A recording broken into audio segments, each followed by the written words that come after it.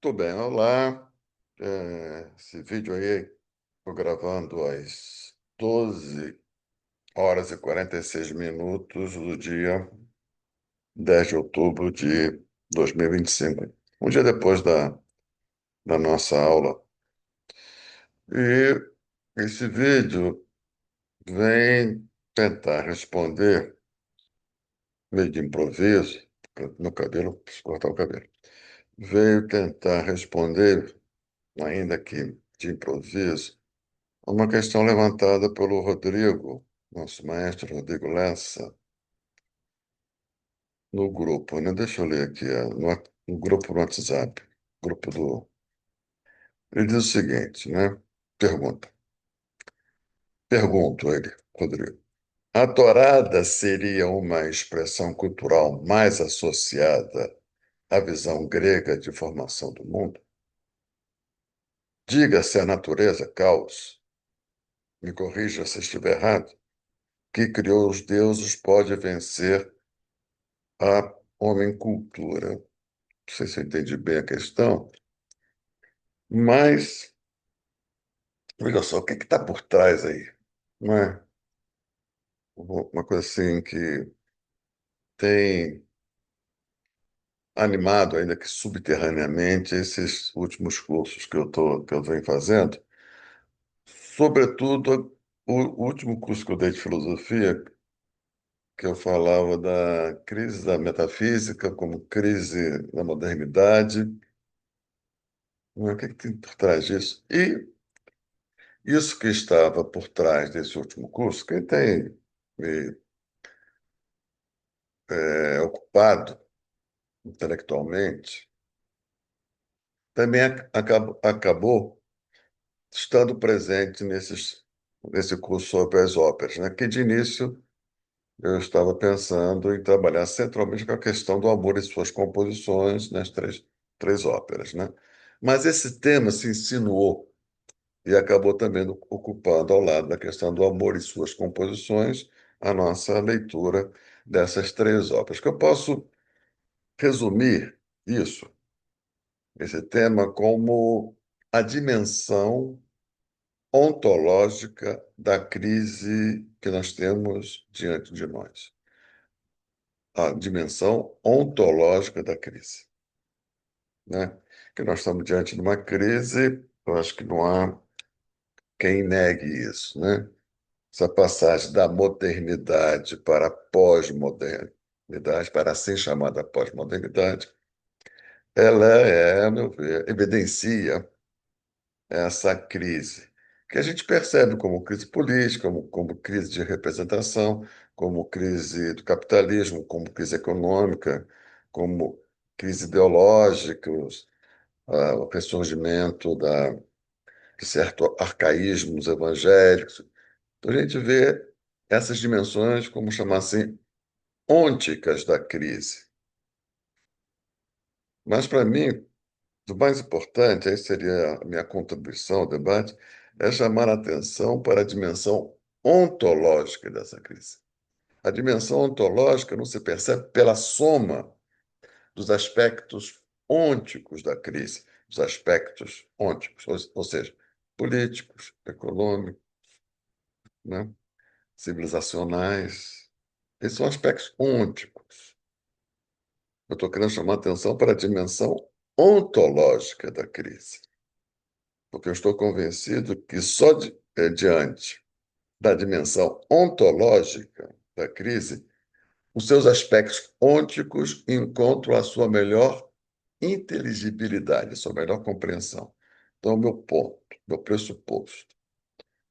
A melhor compreensão ôntica, ou seja, política, sociológica, econômica, etc., do meio ambiente, crise climática, tá, tá.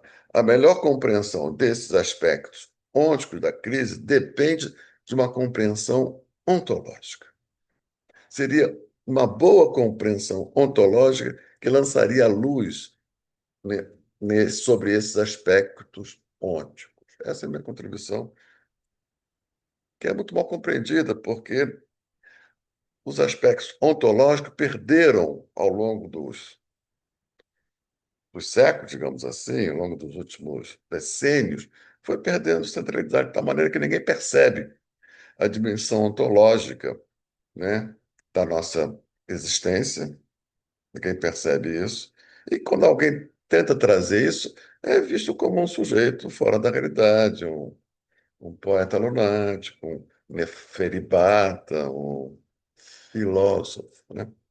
Mas coube a mim, a minha vida, perceber esse aspecto e todo o meu trabalho intelectual, em última instância, busca chamar atenção para a dimensão ontológica da crise, questão do ser.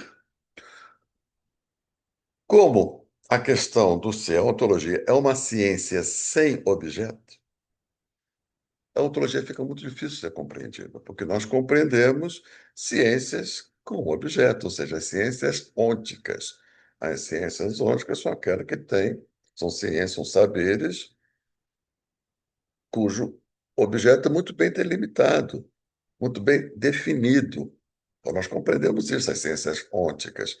A ciência econômica tem um objeto muito bem determinado, que a gente percebe, né, que isso aqui é um fenômeno econômico, isso aqui é um fenômeno social, isso aqui é um fenômeno político, isso aqui é um fenômeno químico, isso aqui é um fenômeno físico, isso aqui é um fenômeno matemático, isso aqui é um fenômeno cosmológico, isso aqui é um fenômeno astrológico, isso aqui é um fenômeno estatístico. Nós compreendemos essas ciências ônticas, porque as ciências ônticas têm um objeto limitado. Nós compreendemos isso porque nós somos formados nesse ambiente ônticos, né? Então, quem chama atenção para o ontológico, de certa maneira, vai pregar no deserto, porque o nosso ambiente cultural, nossa formação intelectual desprezou, vem desprezando ao longo do século, sobretudo depois da Revolução Burguesa, né? Que tende a fazer dos saberes instrumentos de produção, né? Como é que chama isso? Como é que chama isso? Forças produtivas, né? Ou absorvido pelas forças produtivas. Então, a questão ontológica ela foi perdendo importância e ficou invisível, né? Mas é isso aí. Então, muito bem. Então, essa questão, viu, Rodrigo, e amigas e amigos, ontológica aparece, tem aparecido nesse nosso curso sobre a ópera, na ópera, na forma da questão dos processos civilizatórios,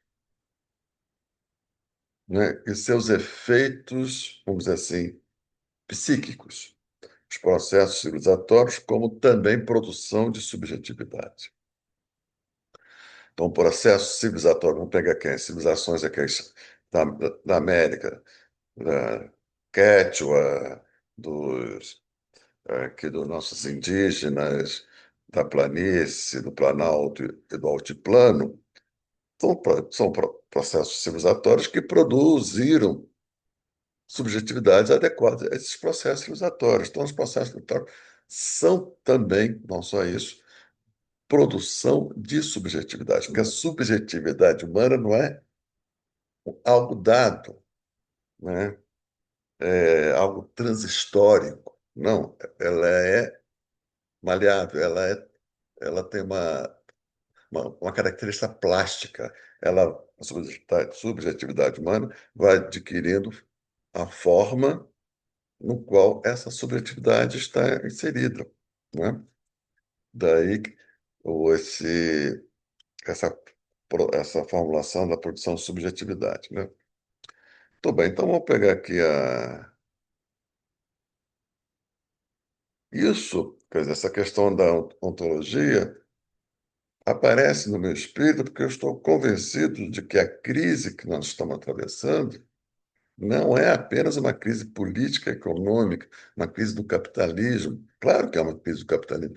Claro que é uma crise política dos sistemas representativos que estão em processo, a meu ver, de agravamento da sua falência, da sua degradação. Claro, mas ela é também uma crise ontológica. Ou seja, qualquer consideração de reforma ou de revolução, né, para superar a atual crise, que não leve em consideração a dimensão ontológica, a meu ver, é ingênua. A meu ver, ela é superficial, ela é cutânea. apesar dos discursos aparentemente radicais, né? E onde ela se materializa, a dimensão ontológica, a questão ontológica? Ela tem materialidade. Onde ela se materializa? Podemos dizer o seguinte, aí vou pegar o Heidegger, né? Ela se materializa nas conformações de mundo. Então, o Heidegger tem uma formulação que, para mim, é muito precisa, muito importante, eu tomei para mim, que ele compreende mundo como a configuração, como configurações históricas do ser. Isso para mim é decisivo. Mundo como a configuração histórica do ser. Então, diferentemente do que se pensou no pensamento clássico, que o ser, o fundamento, as essências, era algo que estavam fora da história, fora da corrosão do tempo, fora da dimensão deletéria, destrutiva do tempo. O que o Heidegger vai demonstrar, não só ele, outros pensadores antes dele, inclusive Hegel, diz que nada está fora do tempo, nada está fora da história, nem mesmo o ser está fora da história. Por isso que é ser e tempo, a dimensão da temporalidade no ser. Só que nós precisamos de estabilidade. E o ser, portanto, adquire uma forma histórica. O Heidegger chama de mundo. Quando ele fala, nós somos ser no mundo, nós somos ser no interior dessas conformações históricas. Só que a atual conformação histórica está se dissolvendo. Essa seria a dimensão ontológica da crise. A atual configuração histórica, podemos chamar civilização ocidental, ela está se dissolvendo. O que nós percebemos são os aspectos ônticos dessa dissolução, os aspectos políticos, os aspectos econômicos, os aspectos ideológicos. Mas precisamos compreender também a dimensão ontológica nela mesma, não apenas seus efeitos, não apenas suas derivações ônticas. Chamar atenção para a dimensão ontológica. O que, o que faz que nós devemos, o que impõe que nós devemos levar em consideração os processos civilizatórios, que são as configurações históricas do ser. Entendeu? Então, essa passagem da modernidade, que era uma configuração histórica do ser ocidental,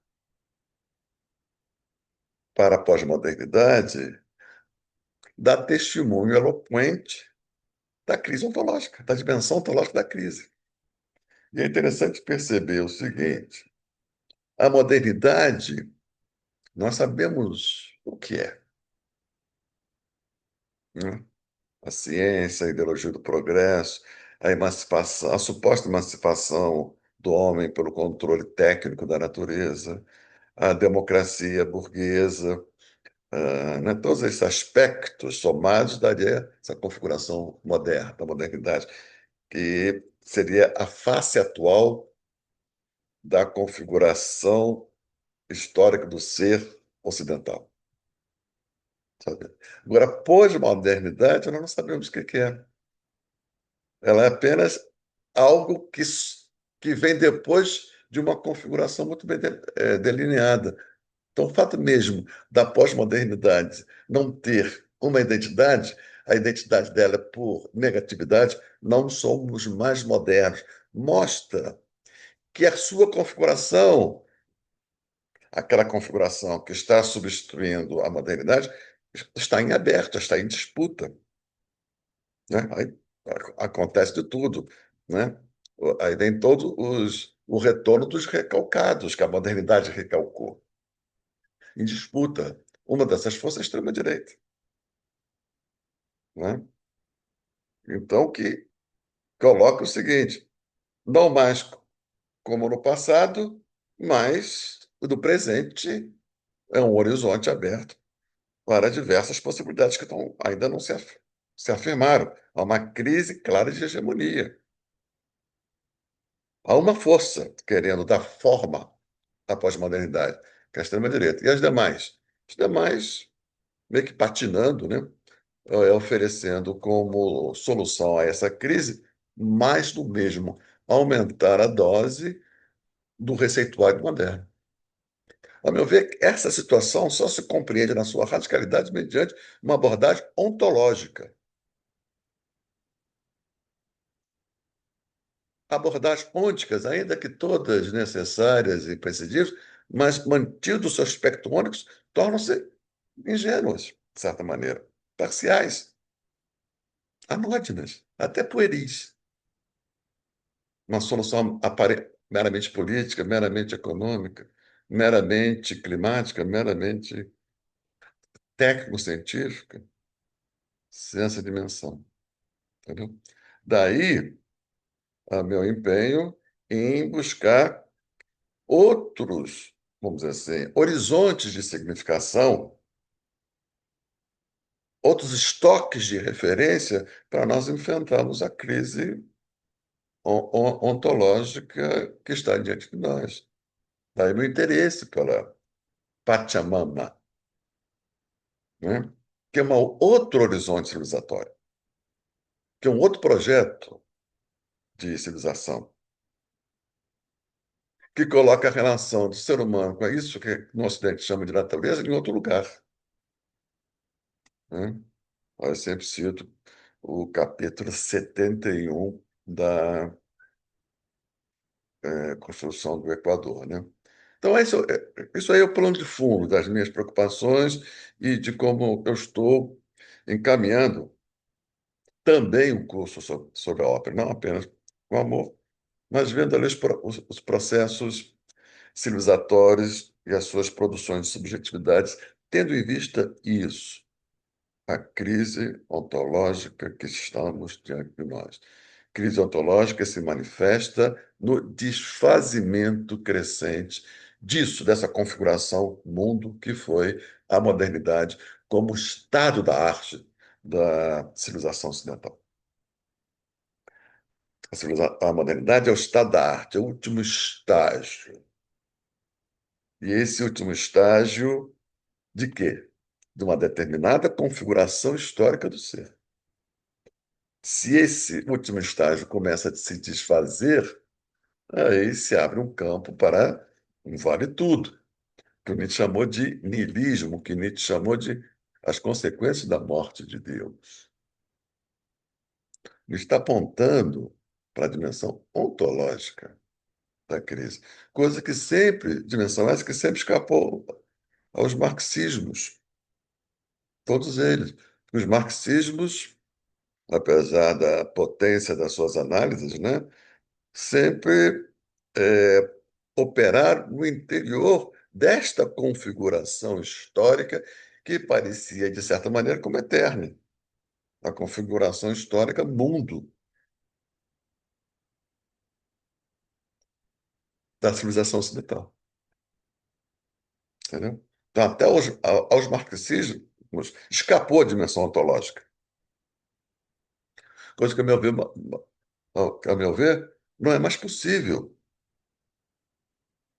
eludir a dimensão ontológica da crise. Né? Todas as considerações que eu vejo aí no mercado de opiniões, todas me parecem, em alguma medida, ingênuas. Resolver por aqui, resolver por ali, a questão agora é isso, a questão agora é aquilo. Isso tudo são divertimentos. Você não leva em consideração a dimensão ontológica. Entendeu? Dimensão ontológica é essa que aparece muito, vamos dizer, evidentemente, na relação que nós mantemos com a natureza. Aí entra a questão lá da carne, né? A torada, que é o que o Rodrigo trouxe, né? Quer dizer, a minha insistência na torada ali, né? Na torada do touro. Já falei isso diversas vezes, vou falar de novo. O touro, né? O que que ele representa? Ele representa uma coisa fora de nós e uma coisa dentro de nós. Não é porque a natureza está fora de nós, está dentro de nós. Porque nós somos seres vindos da natureza, mas nós não nos reduzimos a isso, porque nós temos uma dimensão que a cultura do Ocidente chamou de espiritual, que produz cultura. Quem produz cultura é a dimensão espiritual no ser humano. Então, o ser humano está na natureza, ele é um ente natural na natureza, mas não limitado a essa dimensão natural, porque ele é um ser também espiritual e que produz cultura, e é pela intermediação da cultura que a gente chega à natureza. A natureza vem a nós na cultura e nós vamos à natureza pela mediação da cultura. Diferentemente de todos os demais seres vivos que mantêm uma relação natural com a natureza. Nós não. Então, o que nós chamamos de natureza aqui no mundo ocidental não é o que os povos do altiplano chamam de natureza, eles chamam de Pachamama. Que é uma outra coisa. Os gregos chamavam de physis, que é uma outra coisa. Né? Então, a investigação desses nomes pode esclarecer a dimensão ontológica da crise. Inclusive, a gente pode trabalhar isso num curso, né? Ver assim, essas três palavras, physis, na Grécia, natura no mundo ocidental e Pachamama aqui nos povos do altiplano, né? Podemos até pegar algum povo aqui da planície, né?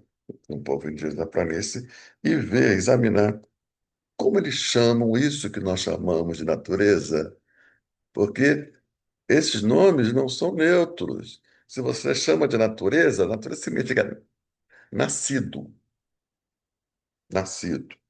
Ou seja, algo que já se deu e está diante de nós, morto.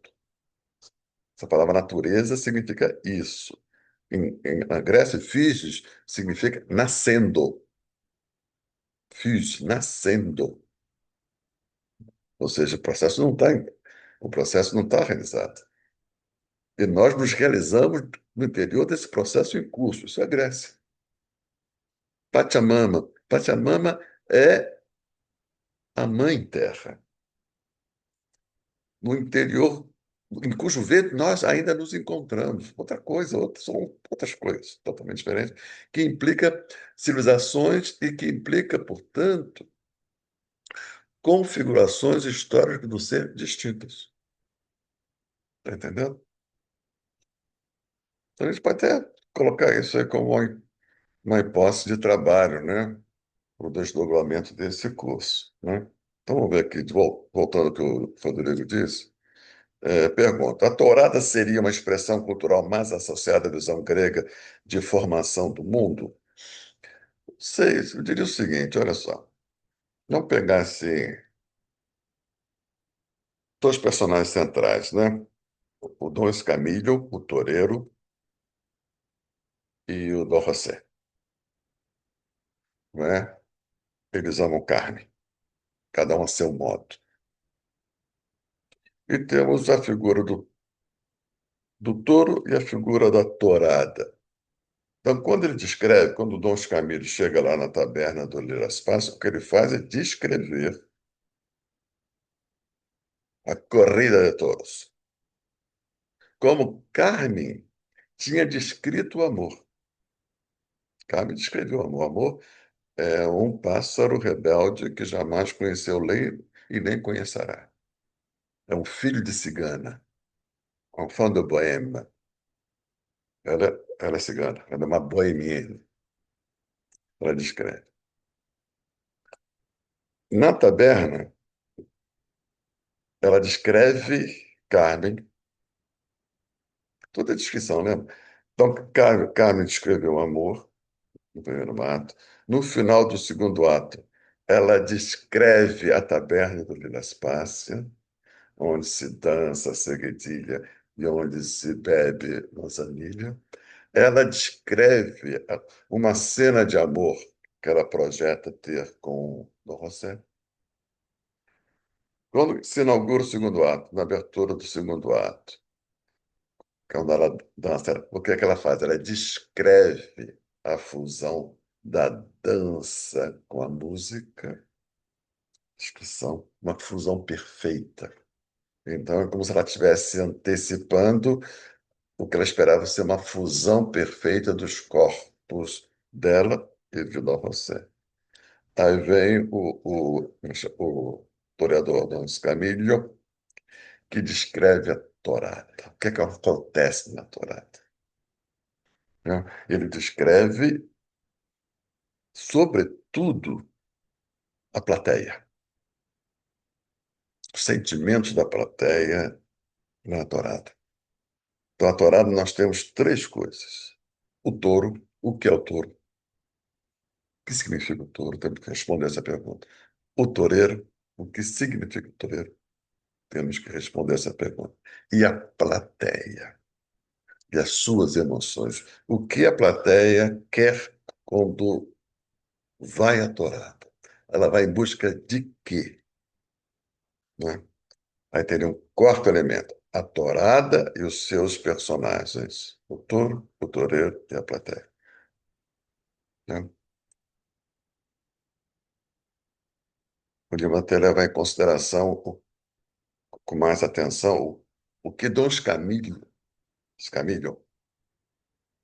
descreve esses elementos, né? Toda uma tensão que o toureiro pode morrer.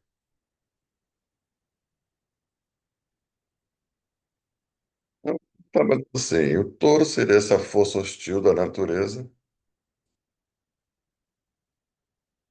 que precisa ser vencida, mas essa vitória que precisa ser confrontada, essa força hostil da natureza, e que se espera é a obtenção da vitória, mas essa vitória não está dada. E quando acontece a vitória, na maioria dos casos, o toureiro vence o touro, o- essa vitória jamais é uma vitória cabal, porque retorna o touro, recolocando sempre essa questão da alteridade hostil que precisa ser vencida, mas não erradicada.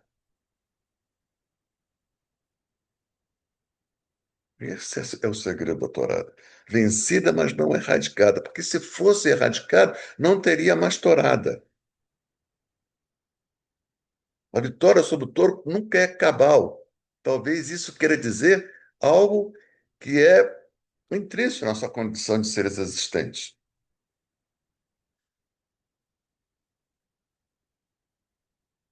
E na próxima vez o touro pode sair vitorioso. Muito bem. Então nós temos essa é como se na tourada fosse relembrado constantemente o modo essencial do nosso estar no mundo, que é em confronto com a força hostil que deve ser vencida segundo regras. E essas regras é que nos tornam propriamente civilizados. A observância dessas regras é que nos tornam propriamente civilizados. O que nos torna civilizados não é a vitória sobre o touro, é a vitória sobre o touro e respeito a essas regras, que não é outra coisa senão civilização. Entende? Jamais se espera um ato desonesto do toureiro. Jamais. Ele seria execrado. Jamais ele voltaria a pisar uma arena de touros. Porque ele é um ser civilizado que, diante de uma hostilidade que não foi posta por ele, que não foi posta por nós, e sim pela alteridade. Aqui, no caso, a força hostil da natureza expressa pelo touro.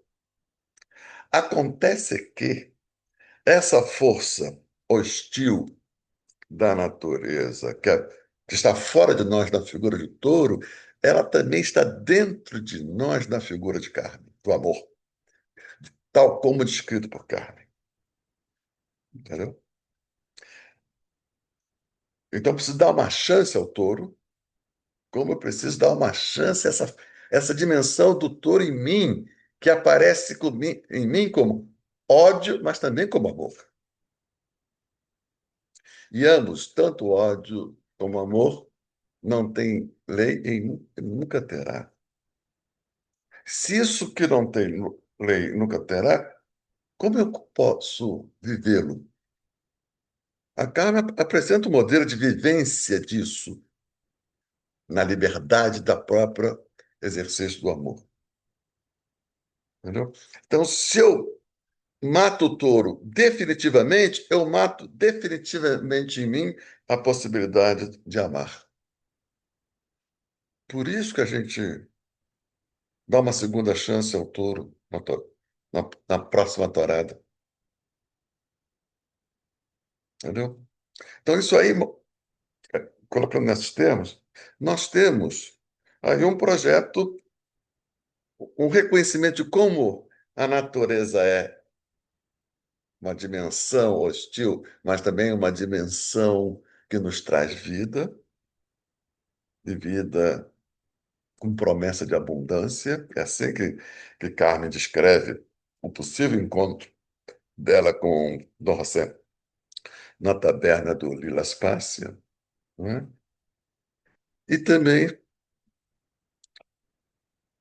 a civilização como as regras do enfrentamento dessa questão. Há regras para o toureiro aí confrontar o touro. A Carmen diz, mas não há regras para o enfrentamento do amor. Não há regras. O que nos coloca sempre, portanto, no terreno do permanente improviso, mas nos atos do amor. Sempre no improviso, porque não tem medida, não tem medição, não tem regras. Há um conjunto de regras muito estritas na Torá, né? Então, nós temos uma alusão ao modo mesmo de estar no mundo, que seria, vamos dizer assim, universal, que é estar diante de hostilidade externa e diante de uma natureza que dentro de nós é hostil, mas essa hostilidade dentro da gente é vizinha daquilo que nos promete a maior alegria, que é a boa realização do amor. Isso podemos chamar isso de universal.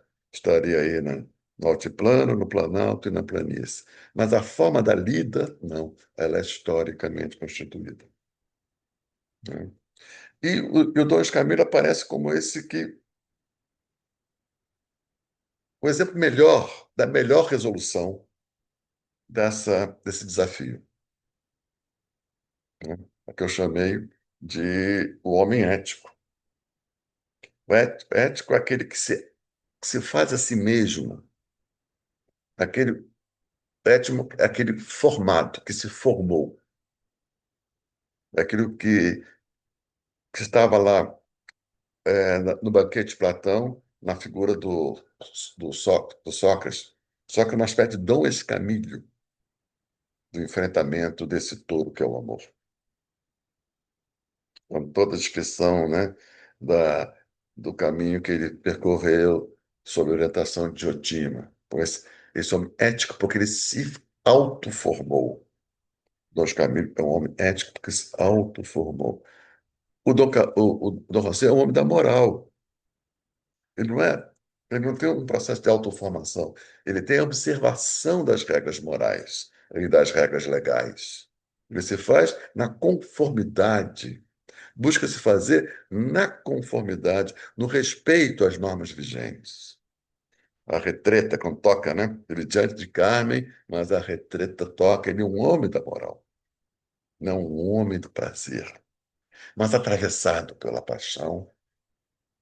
Mas como ele não é um homem ético, ou seja, aquele que se autofez, ele, ele apenas cumpriu ordem, observou regulamentos, ele era muito pobre psicamente e não teve condições, então, de lidar com a paixão, né? Então é isso. Vamos voltar aqui ao Rodrigo. A torada seria uma expressão cultural mais associada à visão grega da formação do mundo. Nós podemos dizer, sim, que o Dom Escamilho, o toreador, mais do que a torada, o Dom Escamillo, sim, esse é um homem grego, da formação grega, da paideia, daquela paideia que os filósofos estavam tentando desenhar, né? Qual era a figura da paideia tradicional? O guerreiro. Nós podemos entender Dom Camilo como esse guerreiro, aquele que tem posse de si. Não que não tenha. O guerreiro grego não é o que não tem medo, que aquele que não tem medo é um irresponsável, é um temerário. O guerreiro grego é aquele que não se paralisa pelo medo sem negá-lo. É isso que o toureiro tem diante do touro. Então, Dom Camilo seria um homem grego, nesse sentido. Mais do que a torada, né? Mas o Dom Camilo, um homem ético grego. Isso é verdade, né? Depois, o que você diz aqui? Diga se a natureza que criou os deuses pode vencer o homem cultura. Mas realmente eu não entendi o que você quis dizer. Veja só, a natureza não é o caos. O caos é o início da formação disso que vai resultar na physis, né?